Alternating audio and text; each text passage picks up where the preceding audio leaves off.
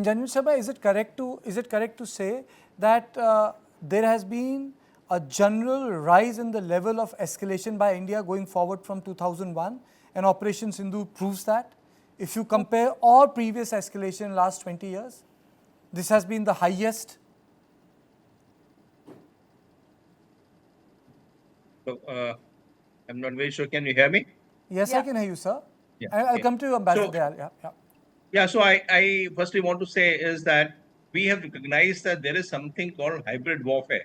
It's been spoken of for quite some time. The hybridity of warfare shows that there is irregular warfare and regular warfare have now got intertwined together. So what happens is what we call gray zone, and what happens in conventional war has been amalgamated into a hybrid warfare, which needs multi-domainal expertise. And I think we are moving to that end, and we compliment ourselves that we are keeping abreast with what's happening across in the world, and abreast with what Pakistanis are doing. So that, I think, is a larger perspective of understanding what's been carried out yesterday using conventional weapons against irregular forces, and that would make a tremendous amount of change.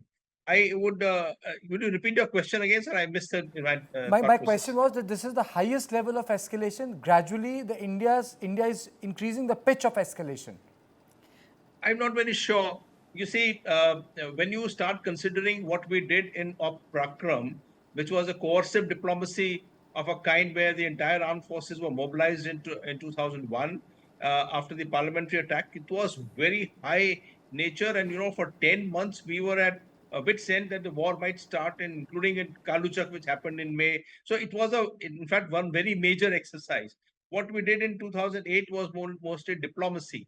But actually, after Balakot and after the surgical strikes, it was evident that the level of terrorism in JNK did not wane. It continued. Last year, there were 127 people killed in JNK, so which actually gives a rise to the fact that it was not peaceful.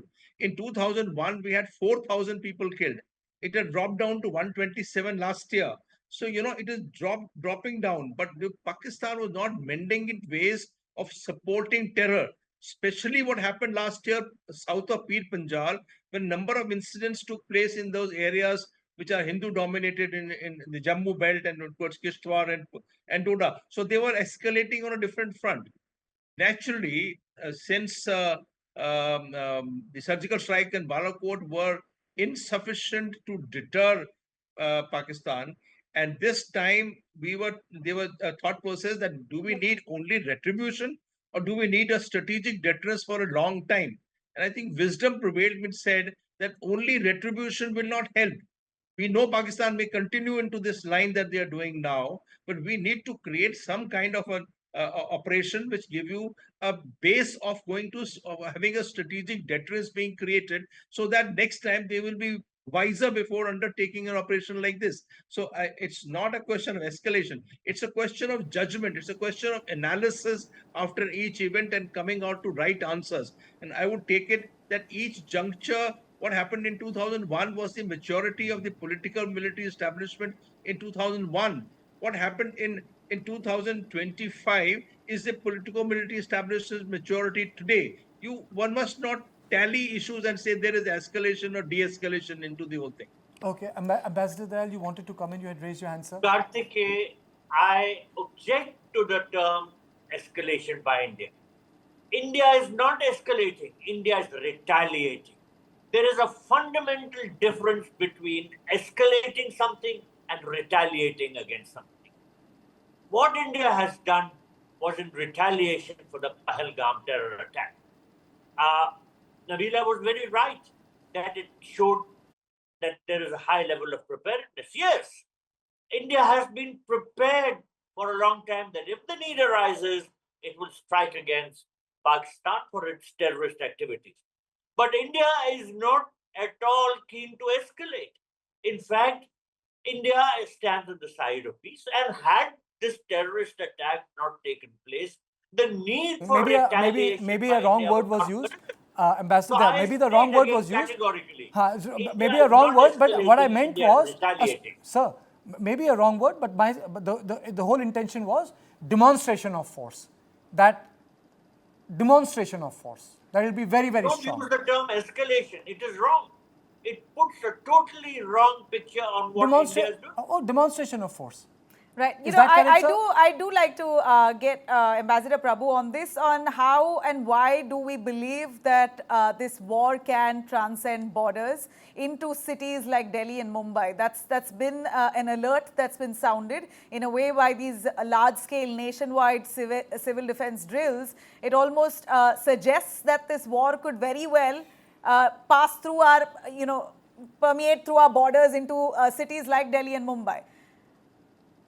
Well, that is a question which General Rakesh Sharma is in a better position to Yes, answer. yeah, he actually It is raised a his question hand. for a military person. He As did raise his far hand. as diplomats are concerned, our job is to try and see that the nations of the world put pressure on Pakistan not to escalate the conflict. Certainly. We are there to try and manage the situation in that context. Whether Pakistan strikes cities all over India, far away from the international border, is for the army generals to assess. And I think General Rakesh Sharma is in a better position. Right. To answer. General Sharma, please. Okay, Nabila, my view is that I think we did solid judgmental issue in not mobilizing the armed forces, not cancelling leave, not starting pre-dumping of ammunition and rations and stores along the borders. See, when the armies move, they have to mobilize. So our army is located into hinterland, peace station in Bihar, in Madhya Pradesh, in South India.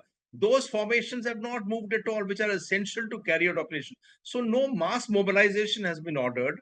There has been no mass dumping of ammunition and logistics closest to border, which indicates a conventional war of the conventional kind.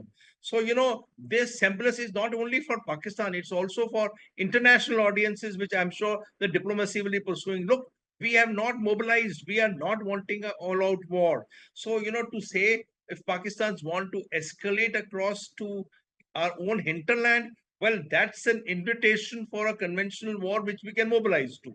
So the fact of the matter is that there is right from beginning an effort made at the politico-military level, in fact, more at a political-diplomatic level, to show that there is an escalation dominance. There is an escalation control being exercised while we're indicating this operation that we carried out specifically against counter-terrorist targets or terrorist targets. So, the fact of the matter is that a missile can hit anywhere in India.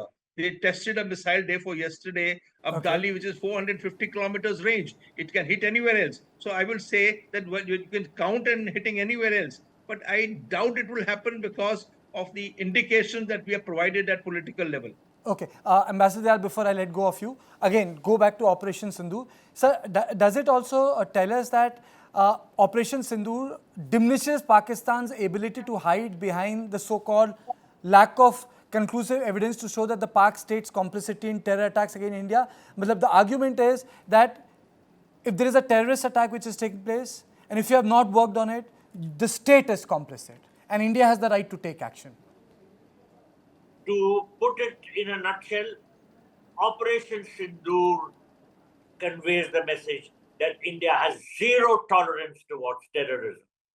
That is the message which has been sent across, not just to Pakistan, but to all countries of the world, that we have taken this action because it was necessary to punish the perpetrators of the terror attack in Pahalgam, and that we will continue to have this policy, zero tolerance for terrorism.